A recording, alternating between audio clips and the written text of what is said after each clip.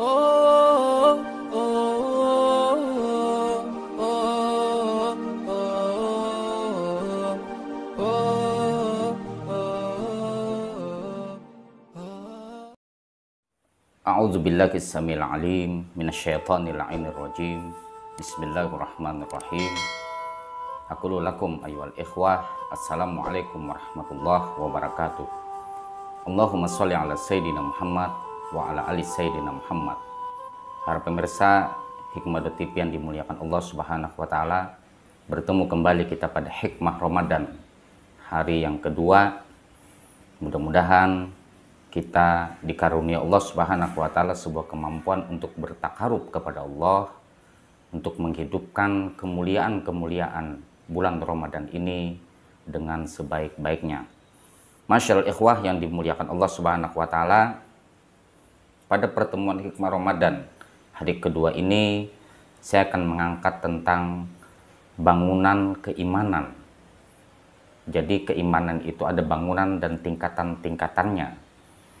Masyaallah ikhwah yang dimuliakan Allah Subhanahu wa taala, kita sering mendengar dan sangat hafal dengan sebuah ayat yang sering dibacakan, dipetik oleh penceramah-penceramah atau para ustadz di bulan Ramadan ini, yaitu yang terdapat dalam surah Al-Baqarah ayat 183 yang berbunyi, Ya ayyuhalladzina amanu kutiba alaikumusiyam kama kutiba alal ladzina min qablikum la'allakum tattaqun.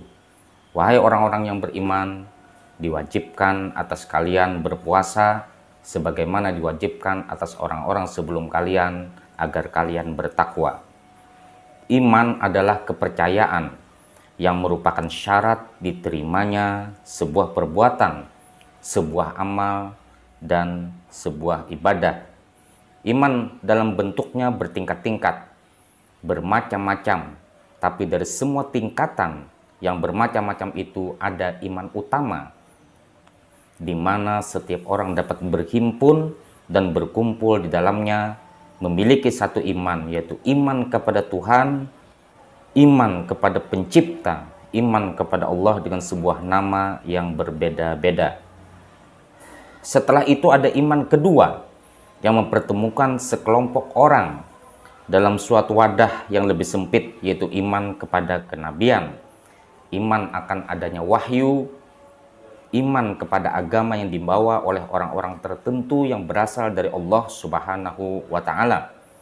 Dan iman yang kedua ini, para penganut agama-agama tertentu, terkhusus agama samawi, memiliki kesamaan, mesti berbeda namanya, aturan syariatnya, tapi dipertemukan dalam kesamaan, yaitu iman kepada kenabian, iman tentang adanya aturan-aturan dari Tuhan, iman tentang adanya nilai-nilai dari sebuah ajaran yang mengatur setiap tingkah pola manusia, di mana agama harus dijadikan pedoman bagi umatnya karena berisikan nilai-nilai luhur yang berasal dari Tuhan yang dibawa oleh para nabi alaihi wassalatu wassalam.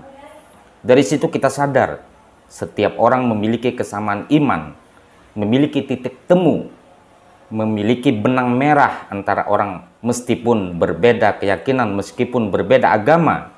Bila kita tidak menyadari mana iman dalam pengertian ketuhanan dan mana iman dalam pengertian kenabian, maka akan mudah orang mengatakan kepada orang berbeda keyakinan, berbeda agama sebagai kafir, padahal iman itulah yang mempertemukan kita, orang yang berbeda keyakinan dan agama, dalam sebuah iman yang pertama, iman kepada Allah, iman kepada Tuhan, dan iman kepada aturan-aturan yang datang dari Tuhan, serta iman kepada di mana seluruh eksistensi bergantung. Yang kedua, iman kedua kepada aturan-aturan yang dibawa oleh orang-orang suci, para nabi sejak dahulu hingga sekarang, sehingga setiap orang memiliki kesamaan-kesamaan iman, keimanan kepada Allah ditambah keimanan kepada para nabi. Kesamaan akan adanya wahyu, agama yang diturunkan Allah kepada manusia suci melalui manusia yang terpilih, yaitu melalui para nabi alaihi wassalatu wassalam. Dari situlah muncul nama agama-agama, dari situlah muncul nama Islam, Kristen, Yahudi, dan agama-agama lainnya.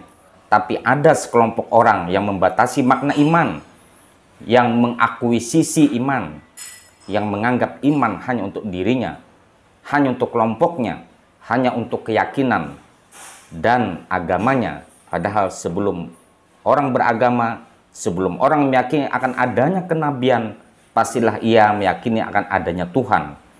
Tuhan Allah atau apapun namanya.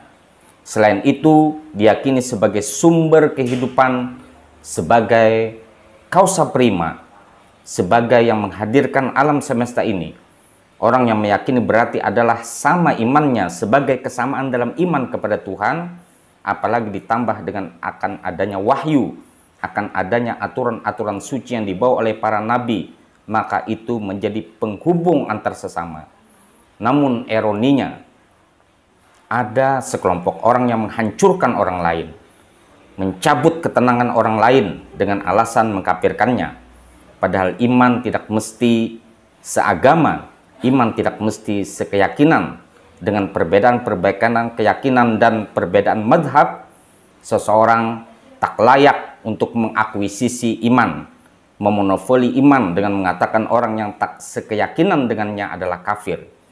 Jadi yang mempertemukan kita dari seluruh perbedaan-perbedaan yang ada adalah iman kepada Allah, iman kepada Tuhan, iman kepada causa prima keberadaan, dan iman kepada para nabi sebagai manusia pilihan Allah Subhanahu wa ta'ala yang membawa aturan-aturan suci. Perintah Allah untuk kita berpuasa disyaratkan iman. Iman sebagai syarat diterimanya ibadah puasa. Iman menjadi penjawantahan akan diterima ibadah seseorang, yaitu iman kepada causa prima dan iman kepada duta-duta causa prima, yaitu manusia-manusia suci pilihan Allah Subhanahu wa ta'ala. Oleh karena itu, orang tidak boleh berpuasa. Apalah artinya puasa jika ada pengkafiran bila tidak memiliki kesamaan untuk menerima orang lain?